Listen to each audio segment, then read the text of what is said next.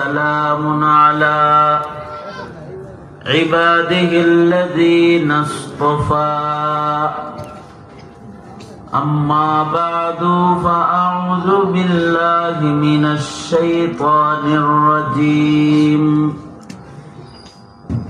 بسم الله الرحمن الرحيم ولا تقولوا لمن يقتل في سبيل الله أموات بل أحياء ولكن لا تشعرون وقال النبي صلى الله عليه وسلم يشفع يوم القيامة الأنبياء والعلماء ثم الشهداء أو كما قال عليه الصلاة والسلام اللهم صل على محمد وعلى آل محمد كما صليت على إبراهيم وعلى آل إبراهيم إنك حميد مجيد اللهم بارك على محمد وعلى آل محمد كما باركت على إبراهيم وعلى آل إبراهيم إنك حميد مجيد দারুস সুন্নাহ মাদ্রাসার আয়োজনে আয়োজিত মহতি মাহফিলের মোহতারাম সাদার, মোহতারাম সভাপতি, উপস্থিত হযরত বুজুর্গ উলামায়ে কেরাম, সম্মুখপানে সমবেত দিন প্রিয়, ইসলাম প্রিয়, দিনদার ইমানদার মুমিন মুসলমান ভাইরা, বিশ্বজগতের মালিক, বিশ্ব প্রতিপালকের বিশ্ব দরবারে কালিমাত শকর যে মহান রব্বুল আলামিন আমাদেরকে বছরের শেষ একটা রাতে দ্বীনি মাহফিলে মাদ্রাসার গুরুত্বপূর্ণ একটা অনুষ্ঠান, বার্ষিক মাহফিল জান্নাতের বাগানে ওলামাদের সোহবতে আল্লাহ তাআলা বসার তৌফিক দান করেছেন। কালিমাতুশ শুকর পড়ি, শুকরিয়া আদায় করি, মুহাব্বতের সাথে ভক্তি ভরে সমস্বরে আওয়াজ করে বলুন আলহামদুলিল্লাহ।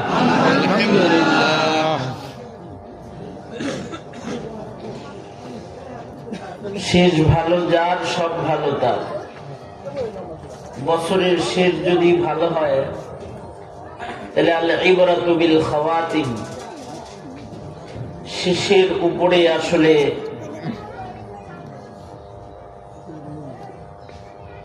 মানুষের হায়াতের শেষের উপরেও মানুষের হায়াতের মূল্যায়ন হয়। হায়াতের ইখতিতামটা যদি সুন্দর হয় তাহলে হায়াত দামি হয়। বছরের ইখতিতামটা, শেষটা, ইতিটা যদি সুন্দর হয় তাহলে বছর ভালো হয়। সারা বছর অনেক গুনাহ খাতা আমাদের জীবনে হয়েছে, আর একটা বছর শুরু হইতেছে,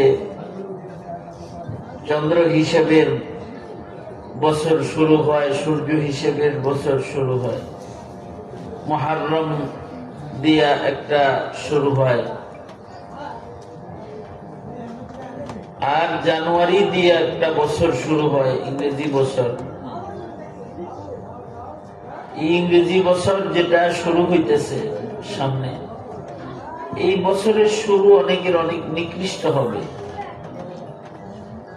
31st নাইট উদযাপন করে কুফরি সংস্কৃতিকে মুসলমানরাও অনুসরণ করে অনেকে আজ রাত্রে গুনাহে লিপ্ত হয়ে যাবে।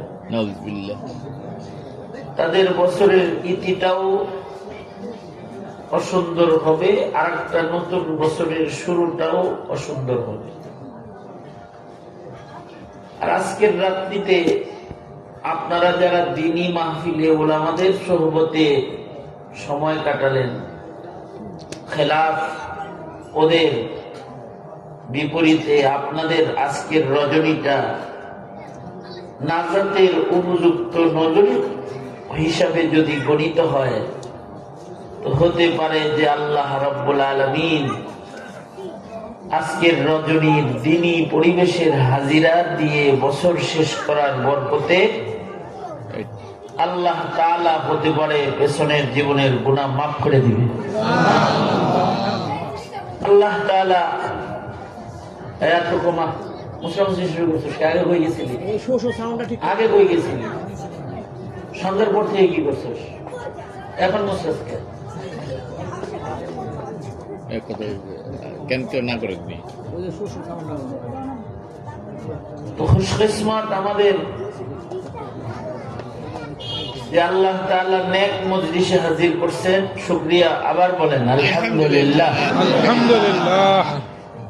যারা এই রাতের গুনাহ খাতায় ব্যস্ত তাদের আল্লাহ হেদায়েত দান করেন, আমিন। অনেকে রাস্তায় লিখতেছে হ্যাপি নিউ ইয়ার, নতুন একটা বছর আইতেছে, এটা লিখতেছে, আর আতশবাজি করার জন্য ব্যস্ত আছে। গান বাদ্য তো আছে, নতুন বছর আসা এটা কোনো খুশির কিছু হইল? নতুন বছর আসা মানে কবর কাছে আইছে। নতুন আর একটা বছর, এটা তো খুশির না, এটা হইল পেরেশানির। কারণ একটা করে নতুন দিন আসতেছে আর দুনিয়ার হায়াত শেষ হইতেছে, ঠিক না? নতুন বছর এটা আসলে খুশির না, নতুন বছর হইল দুশ্চিন্তা, যে সামনে যত যাইতেছি তত মরণ কাছে আসতেছে, একটা দিন যাইতেছে আমি কবরের নিকটবর্তী হইতেছি, মৃত্যুর নিকটবর্তী হইতেছি, হাসরের নিকটবর্তী হইতেছি। এটা তো পেরেশানির আরো। আল্লাহ পাক সহি সমঝ দান করুন, আমিন। দুনিয়ার হায়াত কিন্তু শেষ হবে, কার কখন শেষ হবে জানা নাই। হঠাৎ যদি গুনার ভেতরে কারোর হায়াতের ইতি ঘটে, তো তার চাইতে কপাল পোড়া আর কেউ নাই। দুনিয়ার হায়াতকে অবমূল্যায়ন করার সুযোগ নাই। নি'মাতান মাগবুনুন ফিহা কাসীরুম মিনান নাস, মানুষ তো দুইটা বিশেষ নিয়ামতকে নষ্ট করে। একটা নিয়ামত হলো সিহাতের নিয়ামত, সুস্থতার নিয়ামত, আর একটা নিয়ামত হলো অবসর, হায়াতের নিয়ামত। as-sihhat wal faragh, সুস্থতা থাকতে মানুষ কদরদানি করে না সুস্থতা। অসুস্থ হয়ে গেলে আফসোস করে আর কয় আহারে ভালো থাকলে নামাজটা পড়তাম, ভালো থাকলে নফল রোজা করতাম, এগুলো আফসোস করে পড়ে। কিন্তু আফসোস করে এই নিয়ামত আর পাওয়া যায় না। হায়াতের অবসর সময়কে মানুষ অবমূল্যায়ন করে, ফেসবুকে কাটায়, 31st নাইটে কাটায়, নাটক সিনেমায় কাটায়, গান বাদ্যের আসরে কাটায়, অবসরকে বরবাদ করে দেয়। অথচ অবসর এই সময় যেটা যাইতেছে, কোনোভাবেই এই সময় আর খরিদ করা সম্ভব না। পৃথিবীতে সব কেনা যায়, হায়াত কেনা যায় না। হায়াত এটা কেনন যায় না। নকল চোখ কেনা যায়, নকল কিডনি কেনা যায়, কিডনি ইনভেস্ট করে না, চোখ লাগায় না, চক্ষু প্রতিস্থাপন করে না, কানের পর্দা কেনা যায়,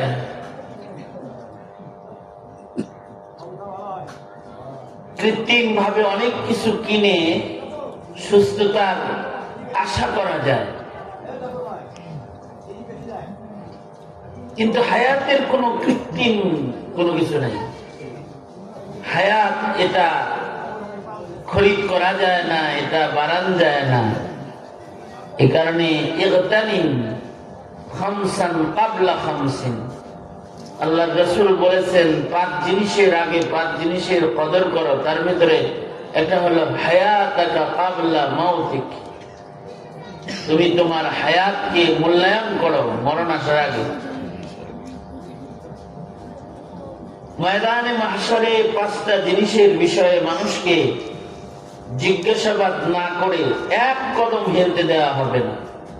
তার ভেতরে একটা হলো মিন হায়াতিহি ফিমা আফনা, তার হায়াত সম্পর্কে জিজ্ঞেস করা হবে। হায়াতের সময়টা কি ওয়াজে কাটাইছে নাকি গানে কাটাইছে, ঘরে কাটাইছে না মসজিদে কাটাইছে, সিনেমা হলে কাটাইছে নাকি কোরআন ঘরে কাটাইছে, জিজ্ঞেস করা হবে। জিজ্ঞাসাবাদ না করে এক কদম হেলতে দেওয়া হবে না, সামনে আগাইতে দেওয়া হবে না। ওই দিন বুঝে আসবে কিন্তু যে হায়াতের একটা সেকেন্ড এটা কত মূল্যবান ছিল। আল্লাহ পাক হায়াতের কদর করার তৌফিক দান করুক, বলেন আমিন। আমিন। হায়াতের কিছু ধাপ আছে। হায়াতের একটা ধাপ হলো মায়ের পেটের জায়গা, মাতৃগর্ভের হায়াত। আর একটা ধাপ হলো দুনিয়াতে যেটা আমাদের কাটতেছে, দুনিয়ার হায়াত। এরপরে আর একটা ধাপ আছে কবরের হায়াত, কবরেও কিন্তু হায়াত আছে। প্রত্যেকটা মানুষ কবরে যাওয়ার পরে তাকে হায়াত দেওয়া হয় আলাদা। এই হায়াত দিয়েই তারপরে জিজ্ঞাসা করা হয় মান রব্বুকা ওমা দীনুকা ওমান হাযার রাজুল আল্লাযী বুইসা ফীকুম, জিজ্ঞেস করা হয়। তার মানে হলো কবরেও একটা হায়াত আছে। আর একটা হায়াত হলো হাসরের হায়াত। ইয়াউমুল হাসর দিয়ে একটা দিন রাত শুরু হবে, দিন শুরু হবে। ওই দিনের হায়াতের বর্ণনা দিতে গিয়ে নবীজি বলেন আখিরি জামানার এই সময়ের হায়াত তো ছোট হয়ে গেছে। আল্লাহ রাসূল বলেছেন, এক বর্ণনায় আছে আখিরি জামানায় একটা বছর এটা একটা মাসের মতো শেষ হয়ে যাবে, আর একটা মাস একটা সপ্তাহের মতন শেষ হয়ে যাবে, একটা সপ্তাহ একটা দিনের মতো ফুরাইয়া যাবে, একটা দিন একটা ঘন্টার মতো মনে হবে। হায় রে, কিন্তু আগে না দেখলাম যে সূর্য একটু করে। আখিরি জামানা, জামানা যত কিয়ামতের দিকে যত আগামো তত হায়াতের বারাকা যেগুলো এটা নষ্ট হইতে থাকবে। ময়দানে মাহশারের হায়াত কেমন হবে? হাদিসে এক বর্ণনায় আছে, আল্লাহ রাসূল বলেছেন হাসরের মাঠের একটা দিন দুনিয়ার 50,000 বছরের সমান হবে। সুবহানাল্লাহ, আল্লাহু আকবার। 50,000 বছর আঘাত সূর্যের নিচে দাঁড়ায় থাকা, এটা কি ভালো আয়াত না চিন্তার আয়াত? গম্ভীর পেরেশানির আয়াত না? সবচেয়ে নিশ্চিন্ত হায়াত যেটা আমাদের ছিল সেটা হলো মায়ের পেটে। মানে আমরা খালি ঘুমাইছি আর বড় হয়েছি। আমাদের চিন্তা আমাদের করা লাগে নাই, আমাদের দুশ্চিন্তা পৃথিবীর কারোর করা লাগে নাই। মা পেটে আমাদেরকে বহন করেছে, দেখভাল একজন করেছেন, তিনি কে? আরো আস্তে করে কন, জোরে কন, আল্লাহ দেখভাল করেছেন। আপনার আমার কিন্তু কোনো খবরও ছিল না, কিন্তু ওখানে আমরা বড় হয়েছি। এক ফোঁটা পানির থেকে অস্তিত্ব এসেছে, ওজন হয়েছে, চক্ষু হয়েছে, কান হয়েছে, হাত পা হয়েছে। এই মায়ের পেটের হায়াতটাও এটা নির্বাচনকারী নির্ধারণকারী কোন ডাক্তার না, এটা নির্ধারণকারী কে? আল্লাহ তাআলা। কেউ মার পেটে 7 মাস, কেউ 8 মাস, কেউ 9 মাস, কেউ 10 মাস 10 দিন মায়ের পেটে অবস্থান করে। আবার ইমামে শাফিঈ রাহমাতুল্লাহি আলাইহি মায়ের পেটে 2 বছর ছিল। সুবহানাল্লাহ। আগামীকাল কইেন শোনেন, আমার সাথে কিন্তু আপনাদের খুব বেশি খাতির না, আমার সাথে খাতির এই মাদ্রাসার মুরব্বী যে মুফতি মাহবুবুর রহমান জিয়া ভাইয়ের সাথে, ওনার সাথে খাতির দেখে আইছি। বেশি বেজার করবেন তো গালিগালাজ করে চলে দেবো, ঠিক না? এই জন্যে ডাইনে বামে যারা কথা কথা কইতেছেন, আশপাশে পিছনে কথা সাইডে কথা ভালো হয়ে যান গা, ভালো একটু পয়সা লাগে না, পরে লোক পাঠায় ঘাট ধরে ধাক্কা দেওয়াই দেবো, তখন খুব আরাম লাগবে। জোরে আওয়াজ করে বলেন সুবহানাল্লাহ, আওয়াজ করে বলেন আলহামদুলিল্লাহ। আপনাদের এই আওয়াজের জন্য আশপাশে সব আওয়াজ বন্ধ হয়ে যায়। জোরে বলেন আলহামদুলিল্লাহ, লা ইলাহা ইল্লাল্লাহ, আল্লাহু আকবার। এখানে এসে মাদ্রাসার দিকে দিলটা পড়ে গেছে।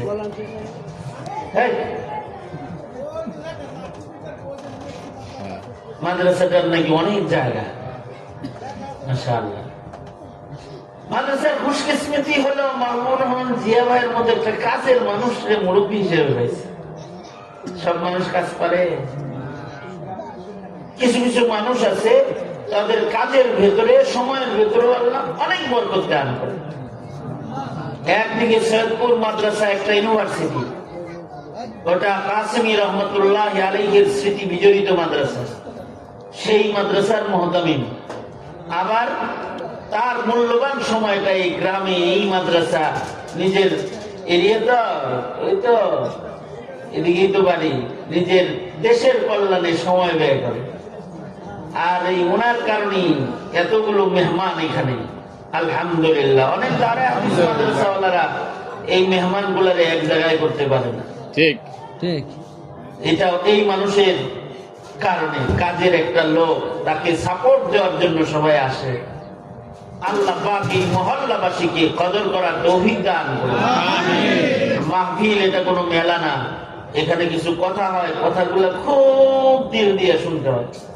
শুনলে আল্লাহ পাক দিলের ভিতরে নূর বাড়ায় দেয়, নূর লাগে। তাহলে বাইরে নূর, বাতির আলো আর সূর্যের আলো, দিলের ভিতরে কিছু নূর লাগে, আলো লাগে। সেই আলোগুলো এই মাহফিল গুলোর ভেতরে অর্জিত হয়। আল্লাহ তাআলা নেক কথার বরকতে মানুষের হৃদয়ের ভেতরে নূর দান করে। যাই হোক, এমনি একটু জারি জারি মারলাম আর কি, আপনার ঠিক করবার লাগে। আমি অত খারাপ না, যতটা জারি। যাই হোক, আমি যেটা বলতেছিলাম, মায়ের পেটে একটা হায়াত, এই হায়াতটার শেষ কাল কখন হবে এটা নির্ধারণকারী কে? এই কারণে কেউ কম থাকে, কেউ বেশি থাকে। আমার মা কইছে আমি নাকি 8 মাস ছিলাম, এবার আপনারা কেউ আছেন 10 মাস আরো লম্বা। তুই তো ইচ্ছি হয়েছিলি, আমার একটু কইছিলি। ইমাম শাফিঈ রাহমাতুল্লাহ আলাইহি মায়ের পেটে 2 বছর ছিল। কে রাখছে? আল্লাহ। কে রাখছে? আল্লাহ। আরেকটা কথা কই, সুবহানাল্লাহ বলার মতো একটা আরেকটা কথা। সুবহানাল্লাহ ভালো করে কই আল্লাহ দিয়ে আগেই কই না, কথাটা কই লই। মানে ইমাম শাফিঈর মার পেটের ভিতরে 2টা দাঁত হয়ে গেছিল। হানাফিয়ারা বড় মজা করে বলে ইমাম শাফিঈ, ইমাম আবু হানিফা রাহমাতুল্লাহ আলাইহি ডরে মার পেট থেকে বাইরে হয় নাই, উনি মারা গেছে পরে বেরিয়েছে। বাহরহাল মায়ের পেটের এই হায়াত, এইটা কার কতদিন হবে এটা আল্লাহ পাক জানেন। তবে মার পেটের হায়াত যেটা, এইটা গণনার হায়াত হয় না যতক্ষণ দুনিয়ার হায়াত না পায়। দুনিয়ার হায়াত যদি কেউ পায় তো মায়ের পেটের হায়াতটা মূল্যায়িত হয়ে যায়। দুনিয়ার হায়াত যদি অল্প পায়, একেবারে 1 সেকেন্ড খালি কান্নার আওয়াজ পাওয়া গেছে, দুনিয়া এক হয়েছে, লাব্বাইক লাব্বাইক বলছে, কেমনে কান্দে দিছে। সন্তানরা, বাচ্চারা জন্মের পরে কান্দে, সব কথা কয়। খিদা লাগলেও এটা কয় না, মা দুধ দাও দুধ দাও, কান্দে। হাইগা দিলে কয় না, আমি হাগু করছি হাগু করছি, কয় কান্দে। ওর যদি হাত পা বেকরে পড়ে তাও কান্দে, পেশাব করে দিয়ে ভিজে গেলেও কান্দে। ওর কান্নাটাই কথা। দুনিয়াতে এসে কেঁদে দেয়, আর আল্লাহ কি বলে, আল্লাহ আমি আয়া করছি, লাভবাহিক, সে কালেমা পড়ে ফেলায়। বাচ্চাদের কান্নাটা কালিমায়ে শাহাদাত আর তাওহীদের স্বীকারোক্তি তারা কান্নার মাধ্যমে দেয়। কান্নার আওয়াজ পাওয়ার সাথে সাথে লাভবাহিক হাজিরা হয়ে যায়, আর দুনিয়ার মানব সমারিতে তার নাম উঠা যায়। এ কারণে ছোট বাচ্চার জন্মের পরে কান্নার আওয়াজ পাওয়া গেল, তার একটা নাম রাখা হয়, তাকে জানাজা করা হয়। শুধু দুনিয়ার সদস্য নয়, তাকে বর্জকের পোশাক পরায় দেওয়া হয়। মেয়ে বাচ্চা হলে 5 কাফন দেওয়া হয়, ছেলে বাচ্চা হলে 3 কাফনে সজ্জিত করা হয়। সে দুনিয়ার একজন সদস্য হিসাবে তার হক আদায় করা হয়, তার জানাজা পড়া হয়, এবং তাকে মিল্লাতে ইব্রাহিমীতে গণনা করে। মিল্লাতে ইব্রাহিমীর পরে তাকে কবরে নামানো হয়। বর্জক হাসরে আল্লাহর বান্দা হিসেবে তাকে গণনা করা হয়। শুধু বর্জক হাসরে বান্দা হিসেবে গণনা নয়, সামান্য সময়ের হায়াতের বদলায় তাকে জান্নাতের মালিকানা মহান রব্বুল আলামিন তাকে দান করবে। সে আল্লাহর জান্নাতে যাবে। 1 সেকেন্ডের হায়াত পাইছে, আল্লাহর জান্নাতে চলে যাবে। তাও বড় আজম জান্নাতি, বিনা হিসাব জান্নাতে যাবে। বড় আশ্চর্য জান্নাতি, মা বাবারে সুন্দর লয়া আল্লাহর জান্নাতে প্রবেশ। এই কারণে ছোট বাচ্চা যদি কারোর মরে যায়, তাদের লানত মালামত করতে নাই। ওই নারীকে এই বলে অভিশাপ দিতে নাই। অনেক শাশুড়ি আছে, শ্বশুর আছে, নিজের ছেলের বউরে গালগালাজ করে, কপাল পুরা বাচ্চা বাঁচে না, এই কথা করে। মানে 2-3টা বাচ্চা মরে গেছে ছোটবেলায়, এই কারণে কপাল পুরার ঘরের কপাল পুরা একটা ঘরে আনছি, বাচ্চা বাঁচে না, হারাম। এমনটি বলবে না।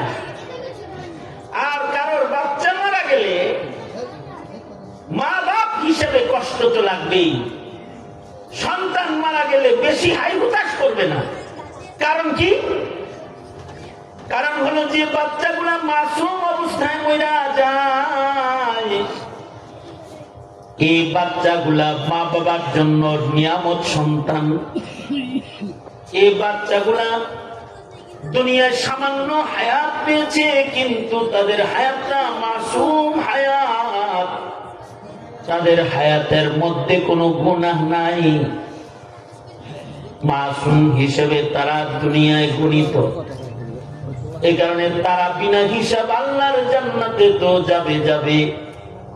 তাদের যে মা বাবার কারণে তারা মাসুম হিসেবে আল্লাহর কাছে নামটা লেখাইতে পারছে জান্নাতি হিসেবে, ওরা ওদের পিতা মাতা কেউ সাথে লইয়া আল্লাহর জান্নাতে প্রবেশ করবে।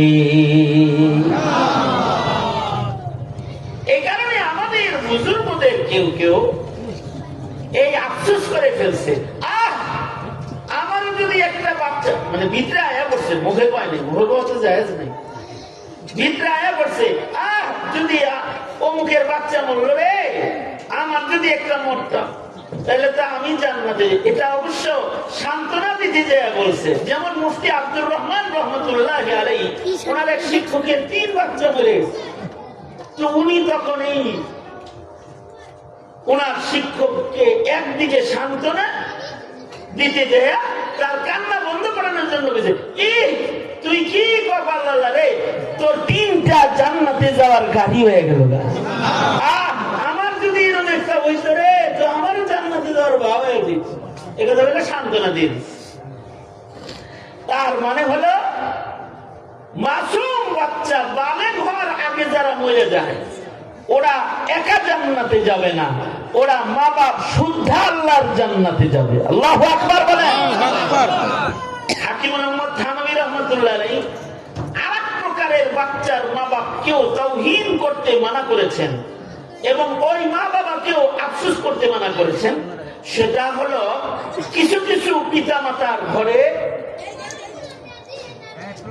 আমি খুব মানে আমার খুব কষ্ট হয়, যারা আমার দাওয়াত দিবেন আমি আপনাকে পাও ধরে বলি যে আমি বয়ানে বসলে আমার চতুর্দিকে একটু দেখবেন, আমার চুলদারি পাইয়ে গেছে ওয়াজ করতে করতে। আমি সিনিয়রদের জুনিয়রদের সিনিয়র, আমি এই ময়দানে আমি কাজ করি 27 বছর। তার মানে জুনিয়রদের সিনিয়র আমি। এই বাংলাদেশের যারা কবরে চলে গেছে তাদের সাথে আমি বয়ান করি না। এই কারণে বয়ান করতে করতে করতে করতে আমার মেজাজ অন্যদের মতো এত সবরওয়ালা না। মাফ করে দিয়ে তো মুহতারাম হাজিরিন, যেটা বলতেছিলাম যে এই আরেক প্রকারের বাচ্চা মরে গেলে সেই মা বাবাকেও তিরস্কার করতে মানা। সেই মা বাপ হলো অনেকের ঘরে সন্তান জন্মায় পাগল সন্তান, পাগল বাচ্চা হয়, প্রতিবন্ধী বাচ্চা জন্মায় অনেকের ঘরে, যাদের আকল কাজ করে না, প্রতিবন্ধী। এই বাচ্চা হইলে তাদেরকে বলতে নাই খোদায় দিছে রে জ্বালা যন্ত্রণা, দেখ কিরকম লাগে। মানে হেদের যারা দেখতে পারে না, কাজে থাকলে মনে করে এটা ওরা আজাব দিছে খোদায় না। বুঝলা না? তো অবশ্যই দুনিয়ার মাটিতে এটা কষ্ট আজমাইশ, সন্তান সন্ততি পাগল হয়ে যায়। কিন্তু যদি কেউ একটা পাগল সন্তান জন্ম দিয়ে ওটাকে ধৈর্য সহকারী লালন পালন করে যায়, তাহলে পাগল শরীয়তের মোকাল্লাফ না। এই সন্তান জীবনে একবার আল্লাহ যদি নাও কয়, একটা সেজদাও যদি নাও দেয়, তারপরেও ও বিনা হিসাব দুনিয়ার সদস্য হিসেবে ও শরীয়তের আমল না করেও আল্লাহর জান্নাতে যাবে এবং ওর পিতা মাতা যারা কষ্ট করে ওকে পালছে তাদেরও জান্নাতে লয়ে যাবে। তাই বলে কিন্তু আবার বাউল সরকারের মতো সাজা পাগল যদি কেউ সাজে, বাপ ধরে গাঞ্জা মাঞ্জা খায়া আওলা কেশ পাগল বেশ পাগল, এগুলো কিন্তু মোরতা। ঠিক না? ঠিক ধরে আওয়াজ করে বলেন, এগুলো কি মুরতাদ? লা রুহবানিয়াতা ফিল ইসলাম। ইসলামে এরকম পাগল সাজার কোনো বিধান নাই। তবে কেউ যদি পাগল হয়ে যায় কুদরতি ভাবে, তাইলে সে শরীয়তের বিধিবিধানের আওতা থেকে বের হয়ে যায়। আমি একবার পাবনা মাহফিলে গেছি, তো পাগলাগারদের সামনে দিয়ে আমার গাড়িটা নিয়ে যাচ্ছে যখন, তো পাশের লোক আমারে বলতেছে, হুজুর এটা পাগলাগারদ।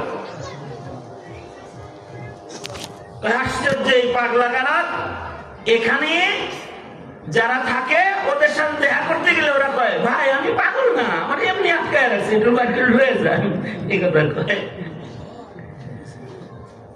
আমি তাকে বললাম, ভাই পাগলা কেন কইেন নাই না, এখানে যারা আছে যেগুলো অরিজিনাল পাগল আছে এগুলো সব আল্লাহর জান্নাতের বিনা হিসাব সদস্য। তবে এরকম পাগল নিজে পাগল হওয়ার দোয়া করা যায় নাই, অথবা মাসুম সন্তান মরে যাক এই দোয়া করা যায় নাই। সন্তান মরে গেলে ওটা নিয়ামত হয়ে যায়। পাগল বাচ্চাগুলাও পিতামাতার জন্য আজমাইশ, অবশ্যই পরীক্ষা, কিন্তু এগুলো নিয়ামত। আমি এক মাহফিলে গেছি, তো এক লোক তার পাগল বাচ্চা লয়েছে আমার কাছে ফু দেওয়ার লেগা, দুইটা মহিলা জোর কইরা আমার কোলে বসায় দিছে। আমি ওর টান দিয়ে ধরছি, কিন্তু ওটা তো পাগল, হুজুর মুজুর চিনে ডাইরেক্ট আমার কয়েকটা বসায় দিছে। বাবা লজ্জিত হয়েছে, সন্তানটারে ফুফা দিয়ে দিছি, সন্তানটারে বাড়ি রাইখা দৌড়ে আবার আমার কাছে আইছে, এসে আমার হাত জানা ধরে কয়, হুজুর আমাকেও মাফ করবেন, আমার বাচ্চাটাকেও মাফ করে দিন, ও পাগল। আমি বললাম, আমি মাফ করলে কি না করলে করে তো আল্লাহ সব মাফ করে দিয়ে হয়ে গেছে। তবে আপনার কানে ছোট্ট করে একটা কথা আমি বলে যাই, এই বাচ্চার জন্য কখনো অধৈর্য হয়েন না, ধৈর্যের সাথে মহান রব্বুল আলামিনের ইমতিহানে একটু পরীক্ষা দিয়ে যায়। এটা পাগল বাচ্চা না, এইটাই আপনার জান্নাত। হাসরের মাঠে ও আপনাকে ছাড়া আল্লাহর জান্নাতে যাবে না।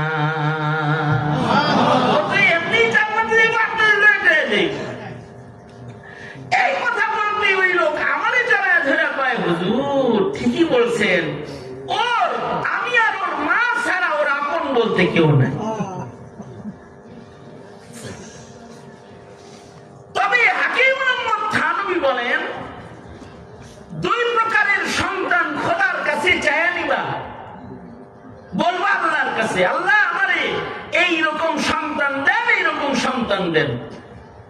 যেগুলো চায়া নিবা আল্লাহর কাছ থেকে, সেই সন্তানের ভেতরে একটা সন্তান হলো আলেম সন্তান চাইবা।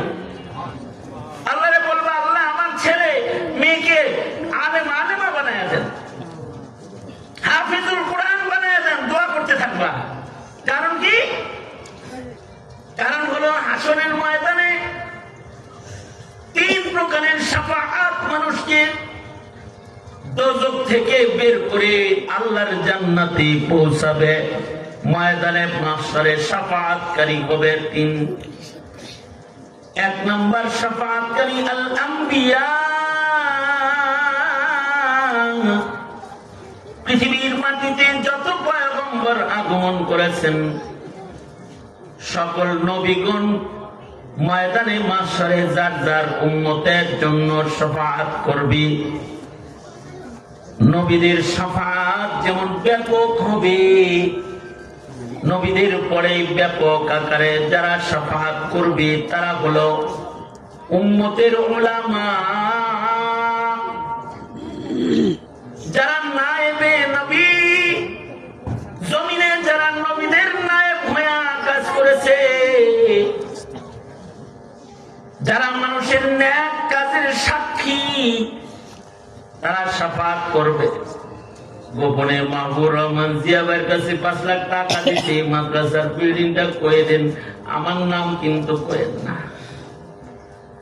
এই মাদ্রাসার 5 জন এতিমের নাম, আমার নাম কিন্তু বললেন না, বেনামি রসিদ কাটেন। গোপনে দান করে গেছি, যে দানের সাক্ষী হইল আলেমে দ্বীন। ময়দানে মাহশরে আল্লাহ তাআলা তার এই গুনাহগার গোলামটাকে জান্নাতে দিতে আলেমকে হাজির করবে। তারে কি চেনো? সেদিন আলেমে দ্বীন বলবে, আল্লাহ তারে চিনি, সে তোমার নবীর ঘরের জাগাদাতা, তোমার নবীর ঘরের খেদমতকারী, সে তোমার নবীর নায়েবদের একজন আশিক ছিল, গোপনে নায়েবে নবী পালত। তাদের শাফাআত, তাদের কথায় মহান রব্বুল আলামিন অসংখ্য অগণিত মানুষকে দোজখ মাফ করে আল্লাহ তাআলা জান্নাত দান করবে।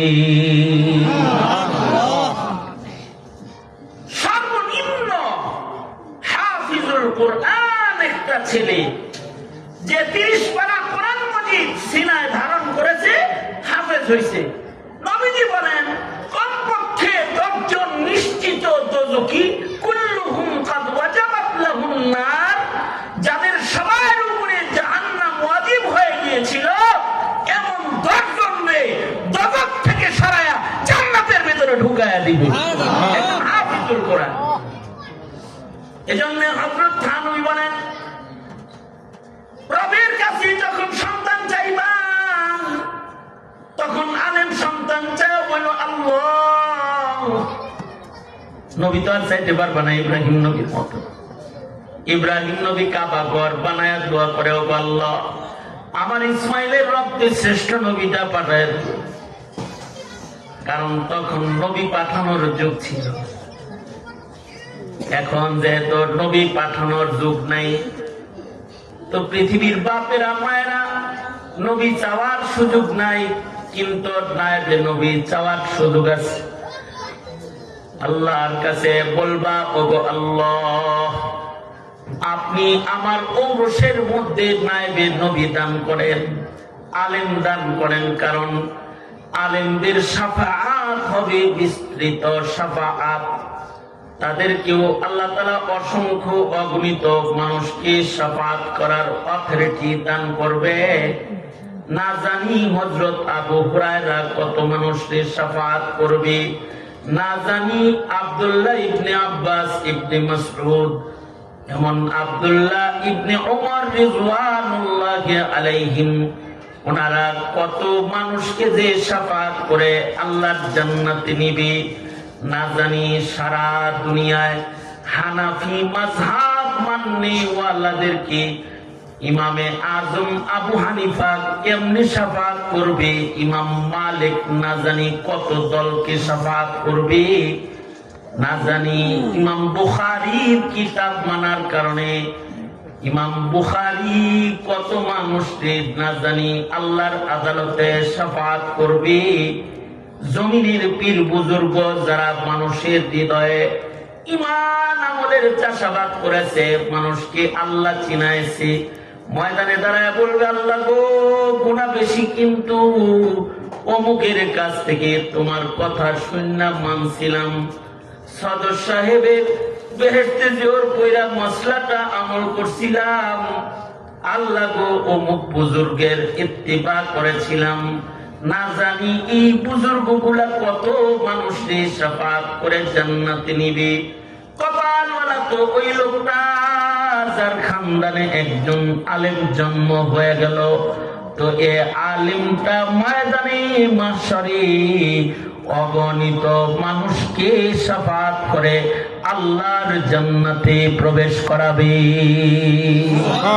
ইয়াশফাউ ইয়াউমাল কিয়ামাতি আল আমবিয়া ওয়াল উলামা। আল্লাহর রাসূল অন্য রিওয়ায়াতে আছে 3 জন শাফাআত করবে। ইয়াশফাউ ইয়াউমাল কিয়ামাতি সালাসাতুন, 1 নাম্বার আল আমবিয়া, সুম্মা আল উলামা, সুম্মা শুহাদা। আলেমরা শাফাআত করবে। এজন্য আল্লাহর কাছে বলা, বাবা আল্লাহ, আমাকে একটা আলেম দিন দিও।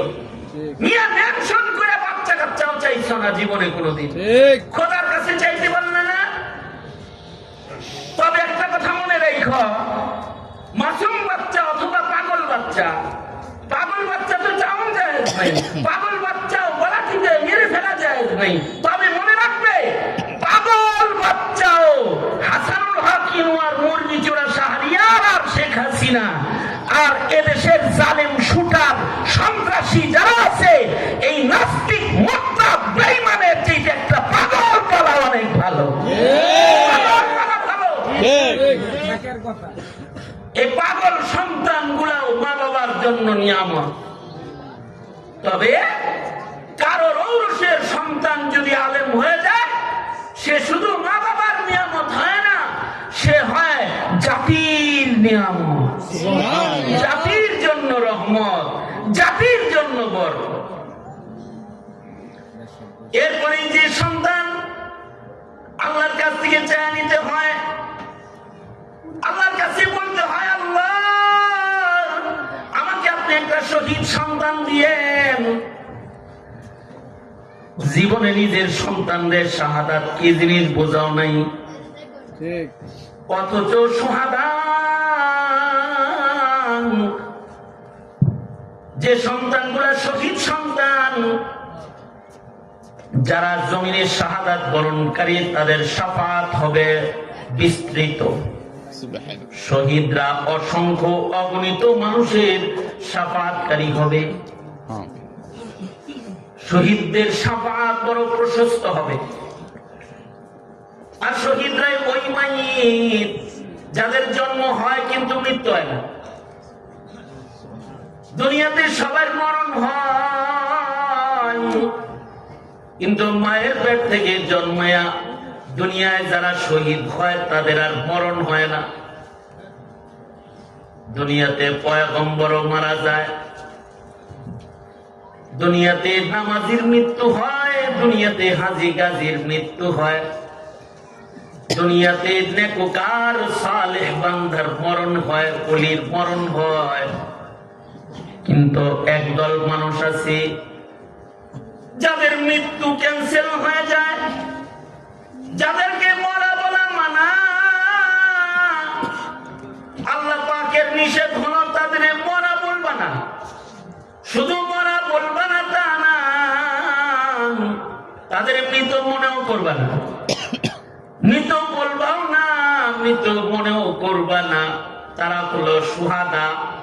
ওয়ালা তাকুলু লিমান ইউকতালু ফি সাবিলিল্লাহি আমওয়াত বাল আহইয়াউ ওয়ালাকিন লা তাশউরুন ওয়ালা তাহসাবান্নাল্লাযীনা কুতিলু ফি সাবিলিল্লাহি আমওয়াতা বাল আহইয়াউন ইনদা রাব্বিহিম ইউরযাকুন।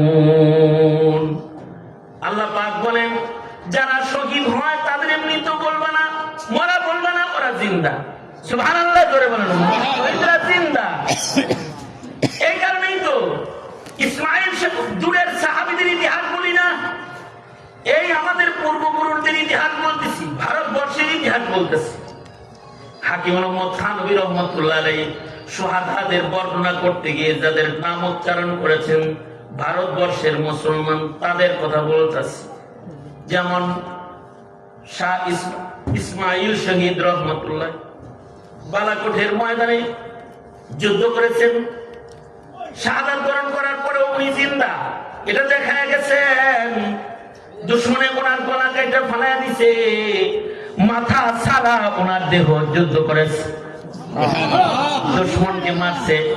লাউ আকসামা আলাল্লাহি লা আবাররা, আল্লাহর পেয়ারা বান্দার কসম আল্লাহ পাক পূরণ করে। এটা শাহ ইসমাঈল শহীদকে দিয়া আল্লাহ পাক দেখাইছে। দুশমনে গলা কেটে ফালাইয়া দিছে, কিন্তু শহীদ জিন্দা, মাথা ছাড়া ইসমাঈল শহীদ যুদ্ধ করেছে। সুলতান টিপু ইংরেজদের সাথে লড়াই করেছে, শাহাদাত বরণ করেছে। সুলতান টিপুর হাত থেকে শাহাদাতের পরে তরবারি ধরে টানছে, তরবারি খসাইতে পারে না। শহীদরা হাত পড়ে রয়েছে, কিন্তু শক্ত করে তরবারি ধইরা রাখছে। এরপরেও টানাটানি করেছে, তো বলে ফেলছে আমি শহীদ, তরবারিটা খুইল না, কথা বলে ফেলেছে। তো সুলতান টিপুকে ওনার তরবারি সহ কবরে নামায় দেওয়া হয়েছে। কবরে যাওয়ার পরেও শহীদরা কথা কয়। হাফিজ জামিন শহীদ রহমাতুল্লাহ আলাইহি, উনি শহীদ, ওনাকে কবরে নামানো হয়েছে। ওনার দাফনের পরে ওনার কবরের পানে যায় একজন ইসালে সওয়াবের নিয়তে কোরআন শরীফের তিলাওয়াত করতেছে। আর শামিলি শহীদ হাফেজ জামিন শহীদ কবর থেকে চিল্লায়া উঠছে, চিৎকার করে কবর থেকে কথা বলতেছে। হাকিম মোহাম্মদ থানভী খুতবাতে জুমার ভেতরে শুহাদাদের ফাজাইল বর্ণনা করতে গিয়ে, মুহাররমুল হারামের বর্ণনা করতে গিয়ে এগুলো আনছেন যে এত আফজাল শহীদ, শহীদ এত মর্যাদার, এত উত্তম মাইত, আফজাল মাইত যে মরার পরে কবর থেকেও কথা কয়। হাফেজ জামিল শহীদ কবর থেকে চিল্লানো শুরু করছে আর বলতে আরম্ভ করেছে, রুক যাও, কে হে তিলাওয়াত করতেছ, যাও কিসি মুর্দার পর যাকে তিলাওয়াত করো, যাও কোন মুর্দারের কবরে যায় তিলাওয়াত করো, আমার কবরে এমনি পড়ো না। কারণ মাই শহীদ হু, মাই জিন্দা হু, মাই হাফিজুল কুরআন হু, তিলাওয়াত কর রহা হু, আমি নিজেই কোরআন পড়তাছি, তোমারটা শুনতে যায় আমার তিলাওয়াতে খলাল হইতেছে। কারণ আমি নিজেই তো হাফেজ সাহেব, আবার আমি শহীদ, আমি কবরে জিন্দা, আমি কোরআন মাজিদ পড়তাছি। আল্লাহু আকবার। তোমরা যেন তোমাদের সন্তানকে শহীদ চিনাইতে না পারো, এ কারণে ইসলামের দুশমনরা যারা ইসলামের কথা বলে জীবন দিতে চায় তাদের জঙ্গি হিসাবে তোমাদের কাছে পরিচয় করায়। অথচ শহীদরা জঙ্গি না, শহীদ তো মুজাহিদ, জান্নাতি কাফেলা। জঙ্গি তো তারা যারা শরীফ উসমান হাদিকে গুলি করেছে, তারা যারা সামরা চত্বরে গুলি করেছে, জঙ্গি তো তারা যারা মোদির মতো কসাইকে বাংলাদেশে আনতে এদেশের মানুষের বুক বরাবর গুলি করেছে। জঙ্গি তো তারা বাংলার স্বাধীনতার কথা যখন বলা হয়েছে তাওহীদি ছাত্র জনতার বুককে ওরা ঝাঁঝরা করেছে, ওরা আবু সাইদের বুকে গুলি করেছে, ওরা মুগ্ধকে শহীদ করেছে, ওরা এদেশের নওজোয়ান কারিমাওয়ালাকে শহীদ করেছে। ওরা জঙ্গি, ওরা সন্ত্রাসী। কথা বললে জঙ্গি না। হ্যাঁ, বরঞ্চ ইসলাম তো আল জিহাদু মাযিন ইলা ইয়াউমিল কিয়ামাহ, নামাজ যেমন ফরজ, ওয়াক্ত হয়ে গেলে, রোজা যেমন ফরজ, রমজান এসে গেলে, হজ যেমন ফরজ, হজের তাকাত এসে গেলে, যাকাত যেমন ফরজ, নিসাব হয়ে গেলে, তেমন জিহাদও ফরজ। আযান হয়ে গেলে, সময় এসে গেলে, এই মহাভারতের সাথেও যদি এই বাংলাদেশের মুসলমানের কখনো যুদ্ধ করার সময় এসে যায়, তো স্বাধীনতা লাল সবুজের ইঞ্চি ইঞ্চি মাটিকে রক্ষা করার জন্য তখন তাকে যুদ্ধের ময়দানে ঝাঁপিয়ে পড়ে বাংলার স্বাধীনতা রক্ষা করা তথা ঈমান আর ইসলাম রক্ষার জন্য জীবন দিতে মুক্তিযোদ্ধাদের মতো, পাকিস্তানি হানাদার মোকাবেলার মিশনের মতো হিন্দুস্তানের হানাদারদেরকে ঠেকাইতে বের হয়ে যাওয়ার নাম জঙ্গিবাদ নয়, এটা হবে জিহাদ ফি সাবিলিল্লাহ। আল্লাহু আকবার, তাকবীর, আল্লাহু আকবার, সাবিলুনা সাবিলুনা, আল জিহাদ, আল জিহাদ, আল জিহাদ, আল জিহাদ, সাবিলুনা, সাবিলুনা। তাকবীর। যারা আল্লাহু জিহাদ আকবার। বা শহীদকে জঙ্গিবাদ বলে, ওরা সন্ত্রাসী, ওরা স্বাধীনতা বিক্রি করতে চায়, ওরা জমিনের মানুষের অধিকার নষ্ট করতে চায়। ঠিক না বেঠিক? বরঞ্চ নিজের সন্তানকে শরীফ উসমান হাদির বাপের মতো বলে যাবেন, জীবন দিবি, স্বাধীনতা দিবি না, ঈমান দিবি না বলে যাবেন।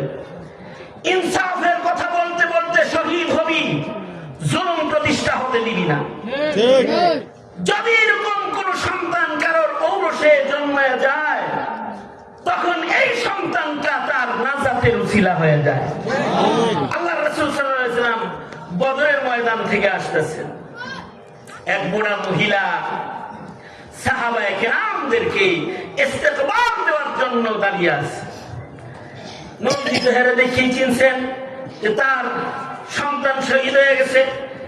নবীজি তাকে বলতেছেন, তোমার সন্তানকে তো দাফন করে আসছি। বৃদ্ধা মহিলা বলে, আল্লাহর নবী, আমার সন্তানকে দাফন করে আসছেন আমি জানি,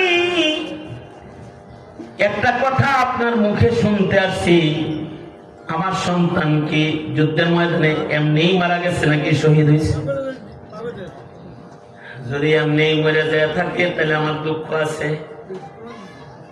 প্রাপ্তবয়স্ক সন্তান হারাইলাম, কিন্তু রাসূল গো যদি আপনি বলেন আমার সন্তান শহীদ হয়েছে, তাহলে এই যে আমি কাঁদতেছি, আমার চোখের পানি এখন আমি মুইসা ফেলবো, আমি আর কাঁদবো না, আমি হারবো।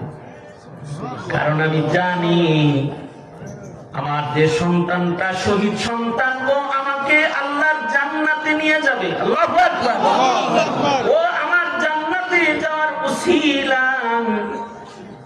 এই কারণে নিজের খানদানকে বলা, খানদানের জন্য দোয়া করা, শুধু খানদানের জন্য দোয়া না, নিজের জন্য দোয়া করা। আল্লাহর রাসূল নিজে দোয়া করেছেন, আল্লাহুম্মা রযুকনি শাহাদাতান ফি সাবিলিক। ওগো আল্লাহ, শহীদি মরণ তোমার কাছে চাই। আপনি আমিও সব সময় দোয়া করব, আল্লাহ মরণ তো আসবেই, শিয়ালের মতো 500 বছর বাঁচার দরকার নাই। যে হাদি বলেছে 50 বছর বাঁচতে আমি চাই না, অল্প বাঁচতে চাই, কিন্তু স্বাধীন সার্বভৌম জমিনের মানুষের স্বাধীনতার কথা বলে যেতে চাই। শিয়ালের মতো তুমি 1000 বছর বেঁচে না থেকে সিংহের মতো বেঁচে থাকো একদিন। শিয়ালের মতো তুমি 1000 বছর বেঁচে না থেকে সিংহের মতো বেঁচে থাকো একদিন। ওপারের ডাকে সাড়া দিয়েও অমর হয়ে তুমি রবে চিরদিন, অমর হয়ে তুমি রবে চিরদিন। আলহামদুলিল্লাহ। শহীদ যারা হয় তারা অমর হয়। দেখেন না কি জানাজাটা হাজির হইল। দেশ নেত্রী খালেদা জিয়ার জানাজা যেমন স্মরণীয় জানাজা হয়েছে, আওয়ামী লীগের জুলুম আর অত্যাচার ভোগ করার কারণে, বর্তমান সময়ের সন্ত্রাসীদের গুলির অত্যাচারের কারণে হাদির জানাজাও ইতিহাসের শ্রেষ্ঠ জানাজা হয়েছে। এই শহীদের জানাজায় আর কি লাশ এসেছে, কি মানুষ এসেছে? যদি খালি আওয়ামী দুঃশাসন মানুষকে যদি জুলুম না করত, শাপলা চত্বরে যারা শহীদ হয়েছে তাদের জানাজা পড়তে গোটা দেশ আসতো, কিন্তু মারও এই কথা বলার ক্ষমতা ছিল না যে আমার ছেলে শাপলায় শহীদ হয়েছে, তাহলে মাকেও ধরে গারদে ঢুকানো হতো। শহীদরা তো সম্মানী, শহীদদের জানাজা মানুষ নিজের কিসমত মনে করে পড়ে। কেন? শহীদের জানাজার শামিল হওয়ার কারণে যদি শহীদ আবার এটা হয়ে বসে, আল্লাহ আমার জানাজা পড়ছে হে, যদি এটা বলে, কারণ মাহশার গার খুদা পুরসদ বগুয়ম দর জওয়াবে ও শহীদে খঞ্জরে ইশকা জওয়াবে ও কাফনদারার।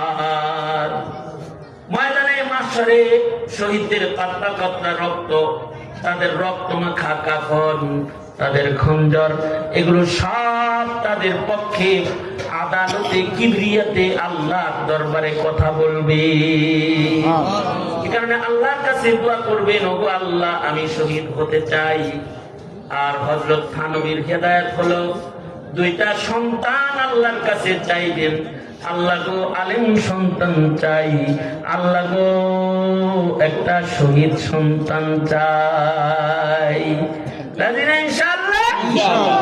এবং সন্তানদেরকে দিনের জন্য আত্মত্যাগী হওয়া শিখে। হেই মিয়া, ভোটের রাজনীতি শিখাইছো আর নেতার পিছে ঘোরা শিখাইছো, হ্যাঁ? আর ইসলামের কথা বলা শিখাও নাই। তুমি একটা ভ্রষ্ট পিতা। রাগ হওয়ার কিছু নাই মিয়া। মার্কা বলা শিখাইছেন, আল্লাহ বলা শিখান নাই। আপনি একটা পিতা, নিকৃষ্ট পিতা। আপনার ছেলেকে তাকবীর বলা শিখান নাই। ধন্যবাদ ইনকিলাব মঞ্চের সন্তানদের মা বাবা হকে যাদের সন্তানরা জানাজার মাঠেও বলা শিখেছে নারে তাকবীর আল্লাহু আকবার, এটা বলা শিখেছে ওরা। এটা মুসলমানের জীবনটাই তো আল্লাহ আল্লাহ বলতে তো। এই মাদ্রাসায় যারা পড়ে ওরা দিনের জন্য ত্যাগী হয়। ছোট ছোট বাচ্চাদের হুজুর বকওয়া লাগে না মিছিলে জায়গা, ওরাই যায় যে নবীর নামে মরমু, আল্লাহর রসুলের কাছে যে পৌঁছমু, চলে যায়। আর খানা মানা এ আইনের আওতায় লয় হুজুর রে, হুজুরের মাদ্রাসায় ছোট ছেলেরা গেছে, হুজুরের মাদ্রাসার ছোট ছেলেরা গেছে, ওদের তো ইমান আছে, তুই ওসি হওয়ার পরেও তো তোর ইমান নাই, তোর তো দিল কাঁপে না, ওদের তো দিল কাঁপে। এই সন্তানগুলো জন্ম হয় মাদারিসে কওমিয়া, যাদের দেশের দরদ, দিনের দরদ, ইমানের দরদ। স্বাধীনতা আর ইসলাম একই সুতোয় গাঁথা। ইসলাম রক্ষা হবে, স্বাধীনতা রক্ষা হবে। ইসলাম ধ্বংস করে দিবা, স্বাধীনতা ধ্বংস হয়ে যাবে। সুতরাং মাদ্রাসার জরুরত